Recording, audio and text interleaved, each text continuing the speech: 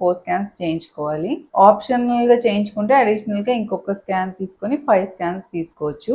NT scan అని ఒకటి ఉంటుంది. 11-13 వీక్స్ అప్పుడు తీసుకోవచ్చు. TIFFA scan 20 weeks, growth scan 28 weeks, ఇంకొకటి ఫైనల్‌గా ఆబ్స్టెట్రిక్ స్కాన్ 36 వీక్స్. అది కాకుండా ఒకవేళ మనకి బేబీ ఊపిరి అందుకుందా లేదా, బాగుందా లేదా అని తెలుసుకోవాలి అనుకుంటే 6-7 వీక్స్ అప్పుడు వయబిలిటీ స్కాన్ అని ఒకటి ఫస్ట్ తీస్తాం. దాంట్లో మనకి పాప ఎలా ఉంది, బాగా ఊపిరి అందుకుందా లేదా తెలుస్తుంది. ఒక ఎక్స్పెక్టెడ్ డేట్ ఆఫ్ డెలివరీ కూడా వస్తుంది. ఈ 11-13 వీక్స్ అప్పుడు తీపించే ఎన్టీ స్కాన్ అనేది ఇది చాలా ఇంపార్టెంట్. దీంట్లో ఏంటంటే బేబీ నెక్ థిక్నెస్, వెనకాల న్యూకల్ ట్రాన్స్లూసెన్సీ అనేది చూస్తారు.